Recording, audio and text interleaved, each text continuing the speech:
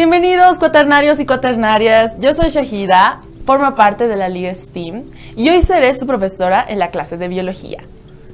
Hoy aprenderemos herencia genética, enfermedades hereditarias. Comencemos. Hoy aprenderemos qué son las enfermedades hereditarias, cómo se originan las enfermedades hereditarias, cuáles son los tipos de enfermedades hereditarias, qué son los síndromes genéticos, cómo diagnosticamos estas enfermedades y existe algún diagnóstico de estas antes del nacimiento. ¿Sabías que en nuestro dato curioso de hoy conoceremos la oligodactilia, conocida como el trastorno de nacer con menos dedos, se transmiten de padres a hijos? ¿No sabías? Pues próximamente te demostraremos más de esto. Hoy conoceremos qué son las enfermedades hereditarias. Primeramente nos preguntamos esto. Y las enfermedades hereditarias tienen una gran diferencia con las enfermedades genéticas.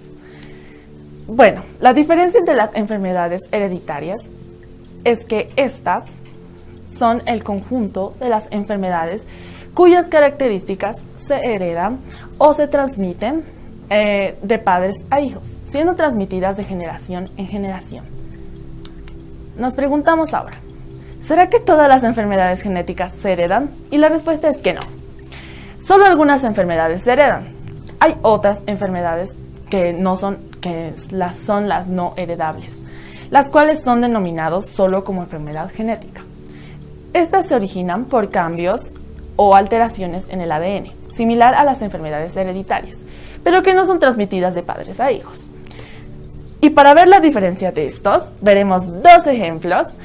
El primero de estos, de las enfermedades genéticas, es el síndrome de Edwards.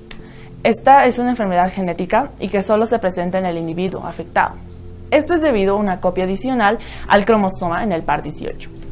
Y las personas que padecen de este síndrome suelen tener un crecimiento lento antes del nacimiento y un bajo peso al nacer, además de defectos cardíacos y anomalías de otros órganos.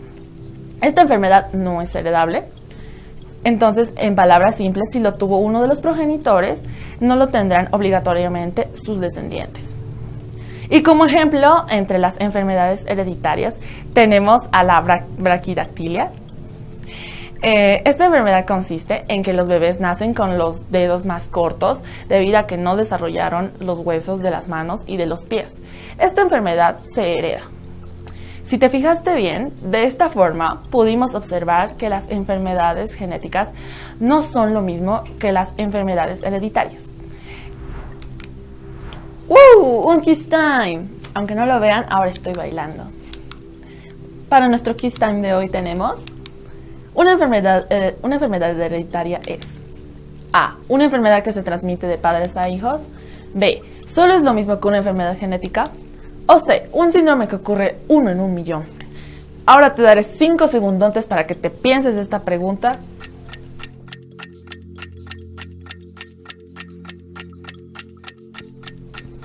¡Tiempo! Una enfermedad hereditaria es. Ahora déjame decirte que si elegiste la respuesta A, tienes toda la razón y le estás metiendo ganas a la clase.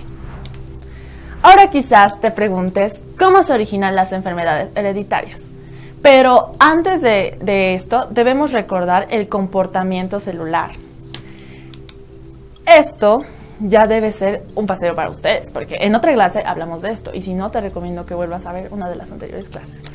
Entonces, recordando, nosotros tenemos dos tipos de células, las somáticas y las sexuales.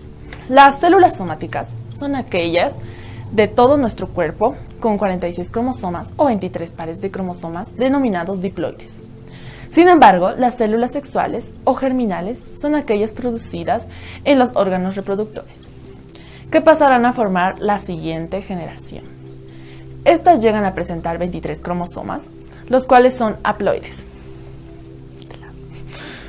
Estas están implicadas en la reproducción y se dividen por un proceso llamado meiosis, que genera 4 células distintas, cada una con 23 cromosomas. Continuando con el proceso, veremos las bases cromosómicas de las leyes de Mendel.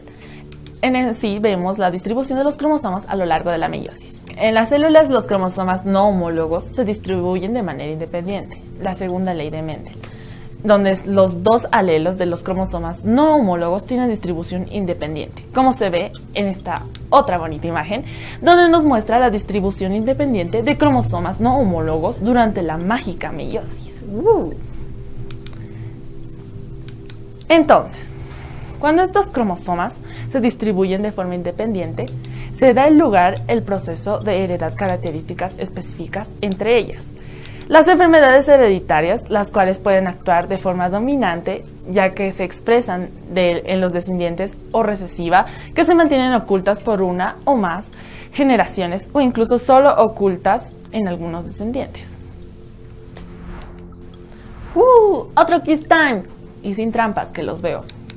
En nuestro Quiz Time tenemos: ¿todas las enfermedades hereditarias se manifiestan en la primera descendencia? A, sí. B, no.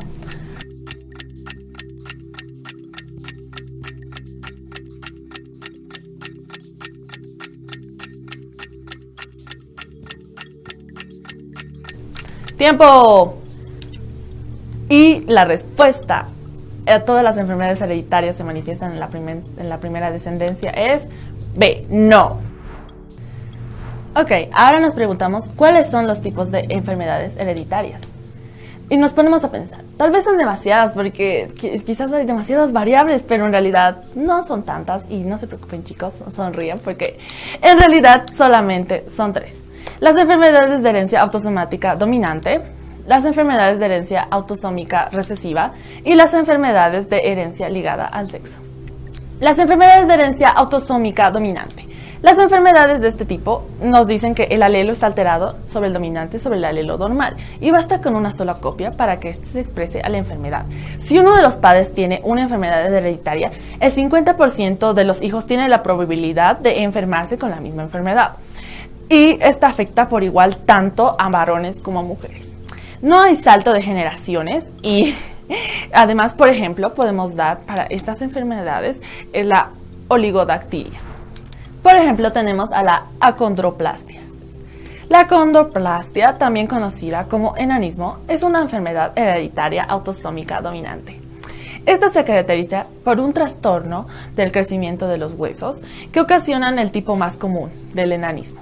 La acondroplasia es una enfermedad hereditaria autosómico dominante, lo cual significa que si un niño recibe el gen defectuoso de uno de los padres, presentará el trastorno. Y si uno de los padres padece acondroplasia, el bebé tiene un 50% de probabilidades de heredar el trastorno. Y si ambos padres tienen la enfermedad, las probabilidades de que el bebé resulte afectado aumentan al 75%. Como el caso del tremendo actor Peter Dinklage. Recuerda que al principio mencionamos a la oligodactilia. Pues este es un trastorno en el cual la persona nace con la ausencia de uno o dos dedos de las manos o de los pies. Ahora bien, si recapitulamos lo que vimos de enfermedades hereditarias autosómicas dominantes, la oligodactilia es una de ellas, razón por la cual se transmite esta ausencia de dedos de padres a hijos. Entonces, si uno de los progenitores tiene esta alteración física, es muy probable y casi seguro que su descendencia lo tenga. Ahora pasamos al segundo tipo de enfermedades hereditarias. Las enfermedades de herencia autosómica recesiva. Estas se dan cuando el alelo alterado es recesivo sobre el normal, por lo que con una sola copia, el del alelo alterado, no se expresa la enfermedad. Para desarrollar la enfermedad necesita que los dos alelos heredados de los padres tengan la enfermedad. Esta afecta por igual a los varones como a las mujeres. Existe el salto de generaciones y la descendencia tendrá un 25% de posibilidades de estar enfermos, un 25% de estar sanos y un 50% de ser portadores. Como por ejemplo veremos más. Producción, ¿qué es esto? No, pero tranquilos chicos, que ya lo solucionamos. Como por ejemplo veremos la anemia falciforme. Es una enfermedad hereditaria autosómica recesiva, resultado de la sustitución de la timina por la adenina en el gen de la globina beta, ubicado en el cromosoma 11, lo que conduce a una mutación de ácido glutámico por valina en la posición 6. de la cadena polipéptica de la globina beta y a la producción de una hemoglobina funcionalmente defectuosa. La hemoglobina es una enfermedad en la cual los glóbulos rojos cambian de forma de bicóncavas, que es lo normal, a forma de hoz, que es lo anormal, que son muy frágiles y las cuales se destruyen, provocando así anemia. ¿Se imaginan tener la sangre así? Y para completar las enfermedades hereditarias, seguimos con las enfermedades de herencia ligada al sexo. Este tipo de herencia es dependiente de los cromosomas sexuales X y Y, afectando fundamentalmente a varones. Nos salvamos, chicas. Pero, aunque no tanto, porque ya que las mujeres pueden ser portadoras, siendo el 50% de los hijos varones enfermos y el 50% sanos. Pero con las mujeres el 50% serán portadoras y el 50% serán sanas. Por ejemplo, de esta enfermedad podemos decir a la hemofilia. La hemofilia es una enfermedad hereditaria ligada al sexo, que afecta principalmente a los varones y se caracteriza por una deficiencia en la coagulación de la sangre, causando hemorragias. El gen responsable está localizado en el cromosoma X. Los varones tienen el X y heredan un cromosoma X de la madre y un cromosoma Y del padre. Y si ese cromosoma contiene el gen anormal, desarrollan la enfermedad. En cambio, las mujeres que tienen X y X heredan un cromosoma X del padre y en lugar del Y. Y si una de ellas contiene el gen anormal, el otro cromosoma X normal amortigua el efecto de la enfermedad, por lo que pueden ser transmisoras de la enfermedad sin sufrir sus síntomas. Un kiss time, vamos con todo, chicos. La pregunta de hoy, ¿la acondroplastia es una enfermedad hereditaria? A, autosómica dominante. B, autosómica recesiva. O C, ligada al sexo.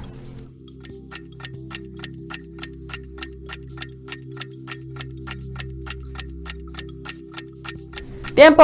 Ahora déjame decirte que si contestaste B, estás totalmente equivocado y no le estás metiendo ganas, pues la respuesta es la A, la autosómica dominante. Ahora pasamos a qué son los síndromes genéticos.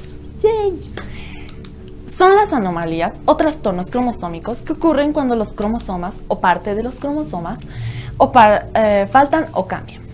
Se caracterizan por ser dependientes de la segregación de cromosomas y no así de la herencia de los padres.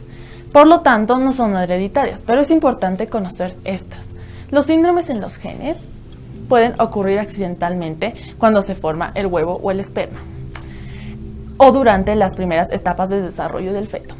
Pueden tener diferentes efectos según la anomalía en cuestión. Por ejemplo, una copia adicional del cromosoma 21 causa el síndrome de Down, lo que es la trisomía 21. Hay muchos tipos, pero aún así se pueden categorizar como numéricas o estructurales. 1. Las anomalías numéricas. Las anomalías numéricas tienen un cromosoma más o un cromosoma menos de lo que sería el par normal. El tipo más común de anomalía cromosómica es la aneuploidía y representa una anomalía en la cantidad de cromosomas. Y la mayoría de las personas con aneuploidía tienen una trisomía, 3 copias de un cromosoma en lugar de una monosomía, una copia única de un cromosoma. El síndrome de Down es el ejemplo de la aneuploidía cromosómica. Este es el más conocido de estas anomalías. Las anomalías estructurales suceden cuando una parte de un cromosoma en particular falta. Esta además se ha pasado a otro o está invertida. Son causadas por la ruptura o la unión incorrecta de segmentos cromosómicos. Varias de las anomalías cromosómicas estructurales tienen un resultado de una enfermedad. La reorganización estructural se considera equilibrada si el conjunto cromosómico completo está presente, aunque su distribución no sea la normal, y se considera desequilibrada si falta o sobra información. Las reorganizaciones desequilibradas incluyen eliminaciones, duplicaciones o inserciones. Aquí podemos verlo. De segmentos cromosómicos, si un cromosoma sufre 2 roturas y los extremos rotos se unen para formar un cromosoma circular. Se genera un cromosoma en anillo o anular. Si falta un brazo en uno de los cromosomas restante, este se duplica y se forma un isocromosoma. ¡Woo! Ahora en Kiss Time. Vamos con todo. Ahora nos preguntamos, Los síndromes genéticos son anomalías cromosómicas no heredables que pueden ser A. Dominantes y recesivos. B. Numéricas y estructurales. Te doy 5 segundos para que le metas ganas.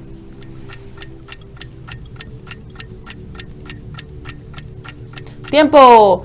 Y la respuesta es, a los síndromes genéticos son anomalías cromosómicas no heredables que pueden ser la B, numéricas y estructurales. Estás prestando atención si dijiste B. Ahora nos preguntamos, ¿cómo diagnosticamos estas enfermedades? Estas enfermedades hereditarias las podemos diagnosticar mediante la prueba del cariotipo. Las pruebas prenatales, antes de ver de qué trata la prueba del cariotipo, debemos saber qué es cariotipo. Cariotipo es la dotación cromosómica completa de una persona, que puede ser demostrada por una presentación gráfica de los cromosomas ordenados en pares de homólogos. Este se puede estudiar en busca de enfermedades provocadas por irregularidades en los cromosomas, pero también sirve para identificar los problemas que un bebé concebido mediante reproducción asistida puede tener cuando nazca. Uno de los métodos para poder ver estas enfermedades hereditarias es la amniocentesis. Esta se puede tomar una muestra del líquido amniótico a partir de la semana 15 del embarazo, consiguiendo así la obtención del líquido amniótico. Se hace esta prueba, se hace un monitoreo de ultrasonido para ver que el feto se encuentre en perfecto estado. Después de agarrar la muestra, esta se centrifuga y esta se divide entre el líquido y las células fetales, consiguiendo así las pruebas bioquímicas y genéticas que se pueden realizar inmediatamente en el líquido amniótico o más tarde en las células cultivadas. Después de varias semanas, con las células que recolectamos, las fetales, deben cultivarse durante varias semanas para obtener el número suficiente para el cariotipo. El otro método es el de muestras de vellosidades coriónicas, la cual se puede tomar una muestra del tejido de vellosidades coriónicas tan pronto como en la semana 10 del embarazo. Hay un monitoreo de ultrasonido también para ver que el feto se encuentre en perfecto estado. Esta se toma con un tubo de succión insertado a través del cuello uterino y se consigue la prueba después de varias horas. Las células fetales se consiguen de esta manera y las pruebas de cariotipo bioquímicas y genéticas se pueden realizar en las células fetales de inmediato, proporcionando así resultados en aproximadamente un día. Una prueba de cariotipo se puede realizar a partir de una muestra de tejido celular extraído de una muestra de sangre de líquido amniótico mediante una amniocentesis, de la médula ósea mediante una biopsia o de la placenta. El único requisito de este proceso es que las células del tejido escogido tienen que encontrarse en proceso de mitosis, es decir, de división. Una vez obtenida la muestra, se cultiva en un laboratorio, lo que suele llevar un periodo de 3 a 15 días. Una vez que haya crecido lo suficiente, se extraen las células y se tiñen estas para facilitar el estudio de los cromosomas. Es necesario contar con varias células, ya que en el caso de encontrar alguna anomalía, esta puede estar presente únicamente en la célula examinada. La fotografía que se realiza, la que podemos ver, es una vez que se dispone a los cromosomas según su tamaño, en lo que se denomina cariotipo. Y de esta forma se facilita el estudio en busca de algún tipo de alteración. Y esta prueba cuenta con una precisión del 99,9%. En la imagen podemos visualizar los cromosomas homólogos y el cariotipo. Las pruebas prenatales. Es una forma muy práctica de diagnosticar las enfermedades hereditarias que vimos son las pruebas prenatales. Pero antes debemos considerar que algunas enfermedades de estas, las genéticas, pueden diagnosticarse en el feto de pocas semanas. Esto representa el uso de métodos invasivos,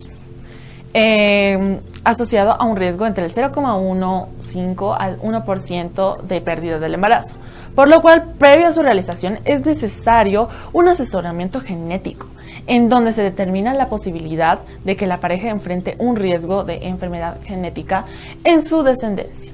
Y para realizar un diagnóstico prenatal y determinar si hay algún daño cromosómico en el feto a partir de la semana 17 de gestación, se lleva a cabo un análisis llamado amniocentesis. que consiste en insertar una aguja a través de la pared abdominal, como se ve en la imagen, la cual la madre puede llegar hasta el líquido amniótico en el que nada el feto y extraer una muestra asistido por ecografía. Este líquido contiene células fetales, las cuales se cultivan para obtener un cariotipo con el que se detectan las mutaciones cromosómicas y genómicas. Lo que vimos hoy, para repasar, las enfermedades hereditarias y ejemplos más usuales de estas, síndromes genéticos y tipo de estas anomalías, y pruebas de diagnóstico de las enfermedades hereditarias antes del nacimiento. Tomen todo esto en cuenta para la siguiente clase. Para los agradecimientos especiales, quiero agradecer a Mayra Ocampo, mi guionista, y a Oscar Ceballos, mi guía astral. Muchas gracias, son el mejor equipo. Gracias a ustedes por vernos, chicos.